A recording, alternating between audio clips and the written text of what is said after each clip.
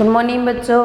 Class 11th Hindi medium, subject chemistry first, inorganic chemistry, और topic चल रहा है हमारा स्ट्रक्चर ऑफ एटम या परमाणु संरचना, जिसके पार्ट नंबर 13 की हम बात करने जा रहे हैं। और हमने हाइजेन वर्ग के सिद्धांत तक हमारी बात हो गई थी। उसके बाद में नेक्स्ट टॉपिक आता है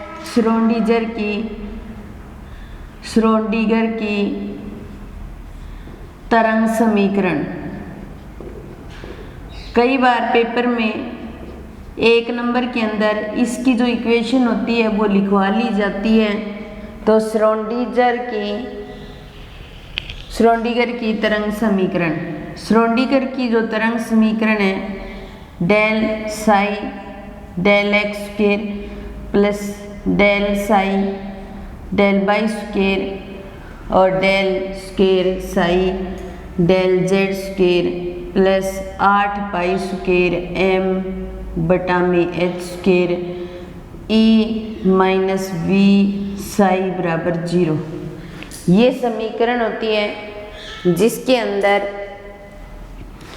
8 पाई स्क्वायर एम बटा में एन बटा में जो h होता है वो एक प्लांक कांस्टेंट होता है। तो यहाँ पर x बाई और z क्या है? निर्देशांक है। क्या है? निर्देशांक। और साई जो है वो तरंग फलन को शो करता है। और साई स्क्वायर जो होता है ये किसको शो करता है? इलेक्ट्रॉन के पाए जाने की संभावना या प्रोबेबिलिटी या प्रायिकता को शो करता है। प्रायिकता, इसका मतलब इसका मान जहाँ पर होगा वहाँ इलेक्ट्रॉन के पाए जाने की संभावना होगी। इलेक्ट्रॉन के पाए जाने की संभावना।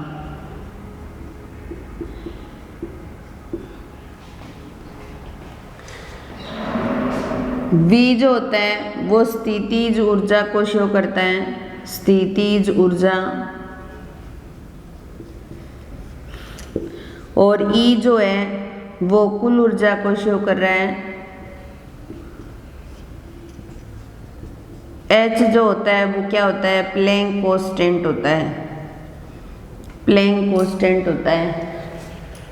तो इस तरीके से ये हमारे एक्स वाई जेड निर्देशांक, साई तरंग फलन, साई स्क्वायर प्रायिकता, वी स्थितिज ऊर्जा, ई कुल ऊर्जा और एच प्लैंक कांस्टेंट। देखिए हमारे पास मान लो यहाँ पर एक साई स्क्वायर एक होता है लैप्लासियन ऑपरेटर। क्या होता है? लैप्लासियन ऑपरेटर को इस तरीके से उल्टा जो डेल्टा होता है उसकी तरह शो किया जाता है। ये होता है डेल स्क्वायर बटा में del x square plus del square बटा में del y square del square del z square के बराबर होता है लैप्लासियन ऑपरेटर। और इस लैप्लासियन ऑपरेटर को हम इसके स्थान पर यहाँ पर रख सकते हैं। रखेंगे तो लैप्लासियन ऑपरेटर हो जाएगा। और साई तो सबके अंदर ही पाया जा रहा है, कॉमन आ जाएगा। और प्लस 8 पाई स्क्वायर एम बटा में h square E minus we psi बराबर 0। ये इक्वेशन बन जाएगी। तो श्रोडिंगर की तरंग समीकरण पूछे तो हमें ये तरंग समीकरण लिख सकते हैं। हम ये भी लिख सकते हैं। तो ये दोनों इक्वेशन आपको याद रखनी है और ये पूछी जाती है कई बार। तो ये टॉपिक तो यहाँ पर ख़त्म होता है। श्रोडिंगर की तरंग समीकरण ही करना था। उसके बाद में हम नेक्स्ट टॉपिक स्टार्ट करने जा रहे हैं और उस नेक्स्ट टॉपिक का नाम है क्वांटम नंबर, क्वांटम संख्याएं।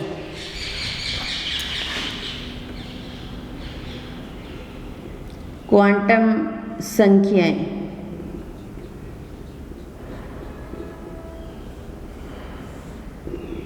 क्वांटम संख्याएं किसी भी इलेक्ट्रॉन की सही स्थिति बताने के लिए इस इलेक्ट्रॉन के आधार पर उस एटम का सही आकार बताना, उसके सही ऊर्जा स्तर को बताने के लिए इन संख्याओं को काम में लिया जाता है और इन संख्याओं को बोला जाता है क्वांटम संख्याएं।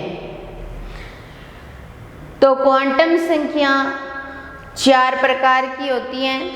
मुख्य क्वांटम संख्या, द्विगसी क्वांटम संख्या, चुंबकीय क्वांटम संख्या और चक्रण क्वांटम संख्या। सबको अलग अलग नाम से शो किया जाता है। सबके खोजकर्ता थे वो अलग अलग थे। सबकी वैल्यूज़ एक दूसरे पर डिपेंड होती हैं और सब अलग अलग चीज़ों को बताते हैं। तो 4 प्रकार की क्वांटम संख्याएं। एक थी मुख्य क्वांटम संख्या। मुख्य क्वांटम संख्या जिसको n से शो किया जाता है। एक है द्विगसी क्वांटम संख्या,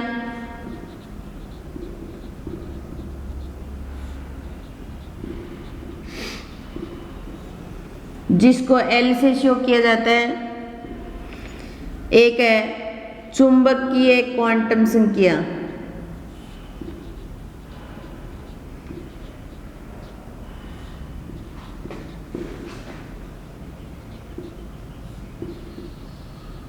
M से शो किया जाता है। और एक है चक्रण क्वांटम संख्या,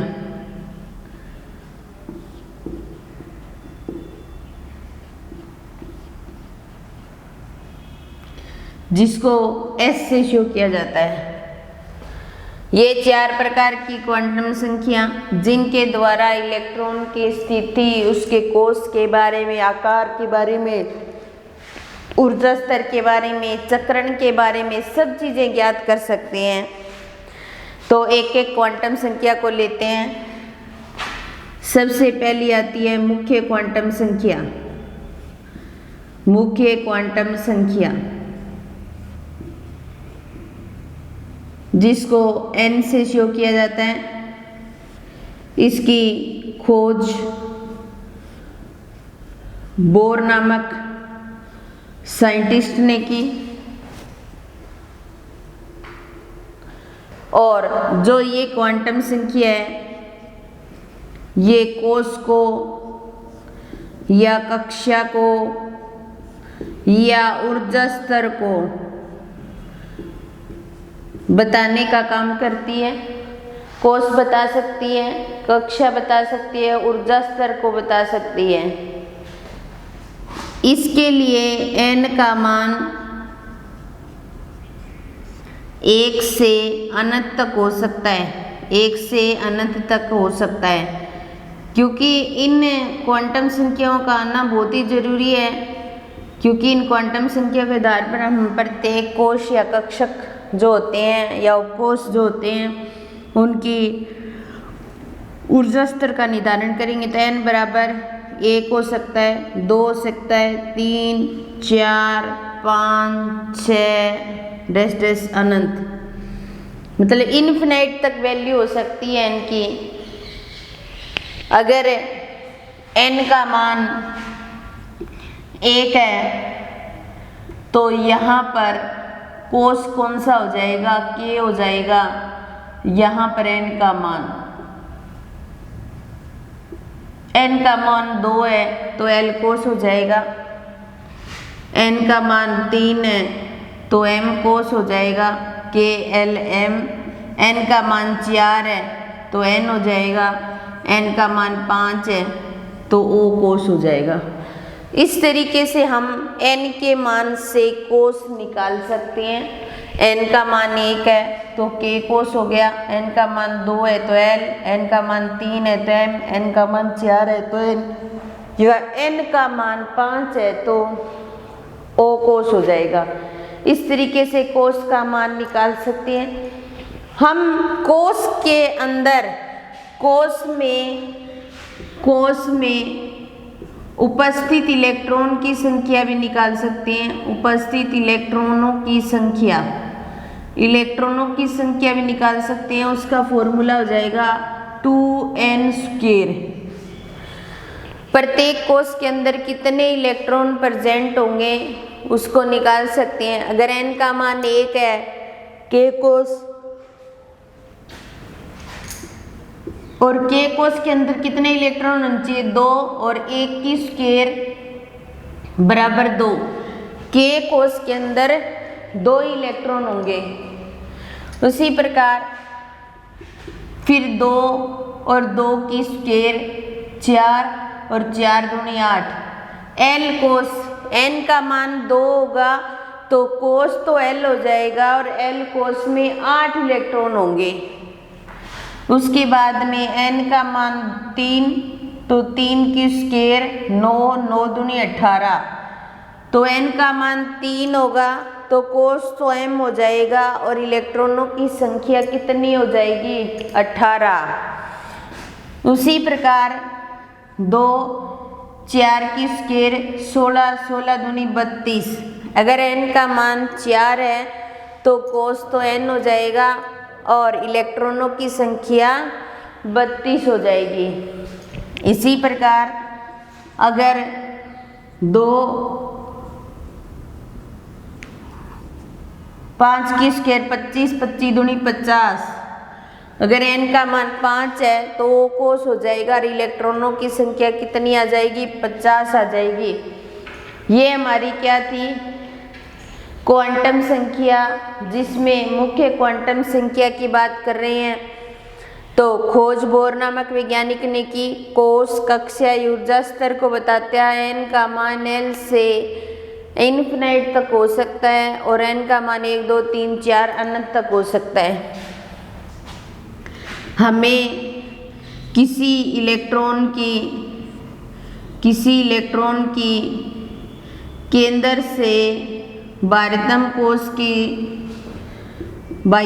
कोश की दूरी ज्ञात करनी है। कोश की दूरी ज्ञात करनी है, कितनी है, यानी कि त्रिज्या ज्ञात करनी है। तो उसका फॉर्मूला होता है 0.529 इंटू में n² बटा में Z आर्मस्ट्रॉन्ग। ये हम कर चुके हैं। इससे हम त्रिज्या का मान निकाल सकते हैं। बोर मॉडल के अकॉर्डिंग त्रिज्या किस तरीके से निकालते हैं ये मैंने आपको जो बोर मॉडल करवाया था उसमें बताई थी ये बात। तो वापिस ये फॉर्मूला बता दिया।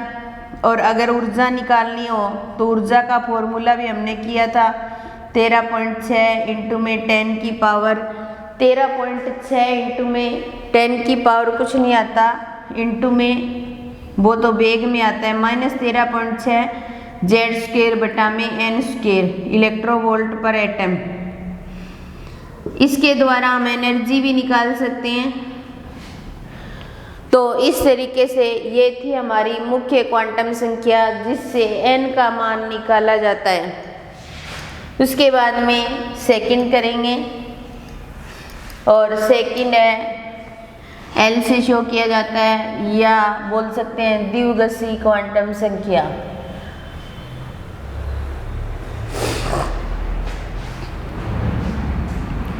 दूसरी आती है द्विगसीय क्वांटम संख्या।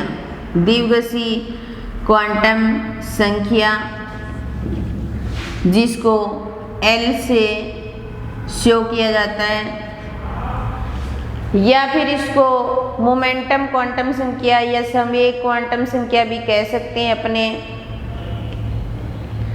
अब देखिए सबसे पहली बात, इसकी खोज किसने की थी?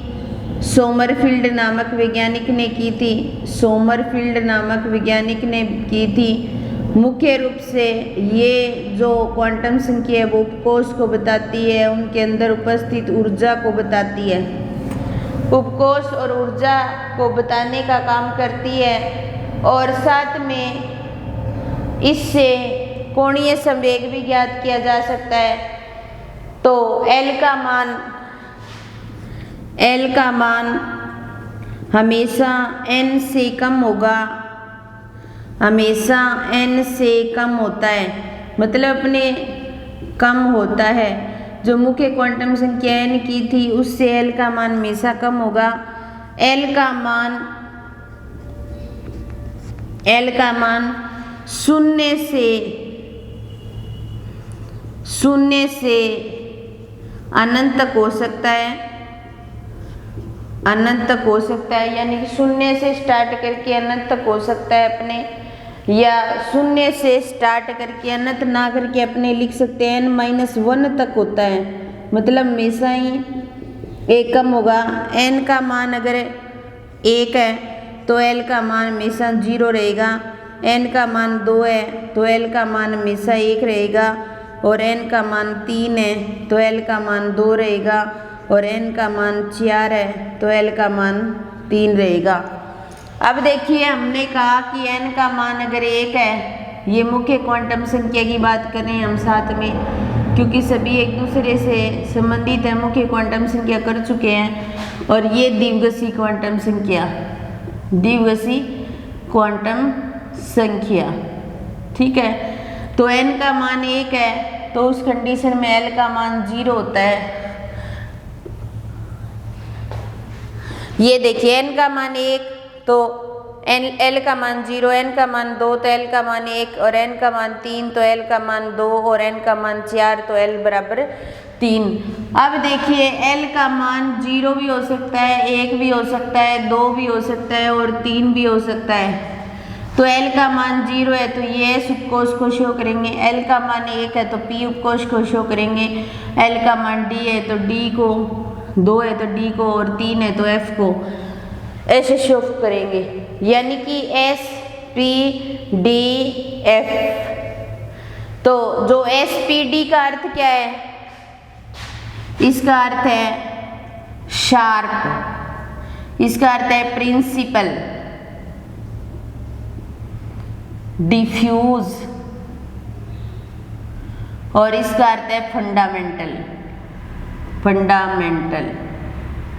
तो ये तो इन शब्दों के अर्थ हैं, अगर किसी को याद रहे तो कर लेना, नहीं तो आप ऐसे तो कर ही सकते हो। l का मान 0 है तो s उपकोष होगा, और l का मान 1 है तो p उपकोष होगा, और l का मान अगर 2 है तो d उपकोष होगा, और l का मान f है तो l का मान 3 है तो f उपकोष होगा।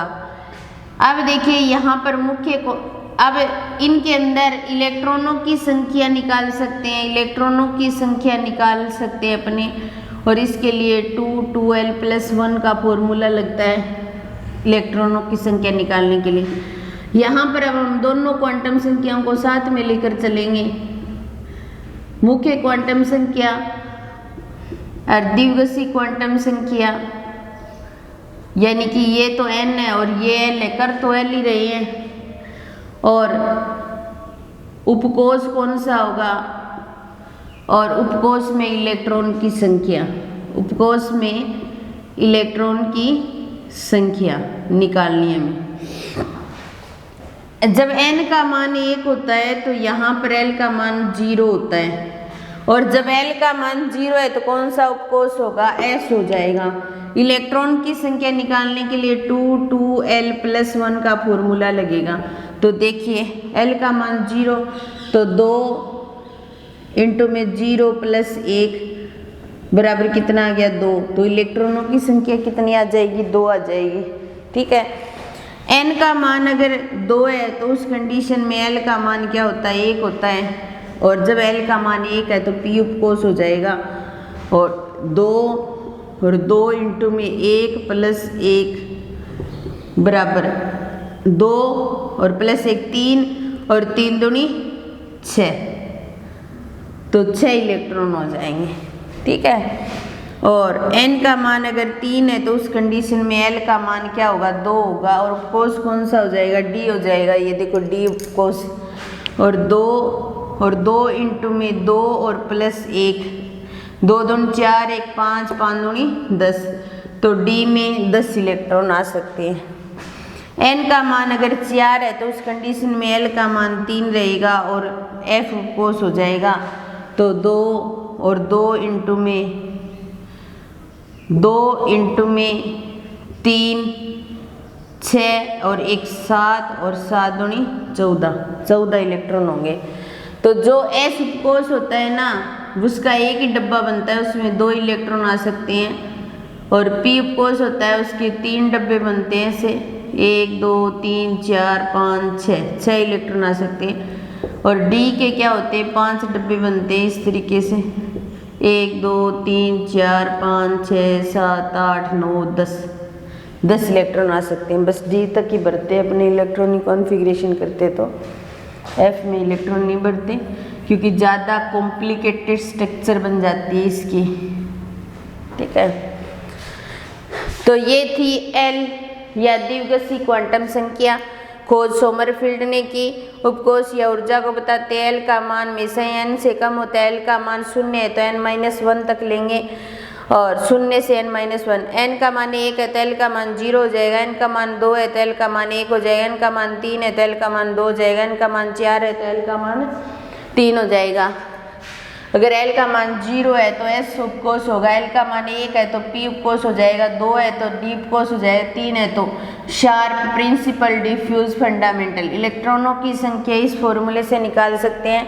n का मान 1 है तो l का मान 0 हो जाएगा और s उपकोष हो जाएगा। और इलेक्ट्रॉनों की संख्या कितनी आ जाएगी 2 आ जाएगी।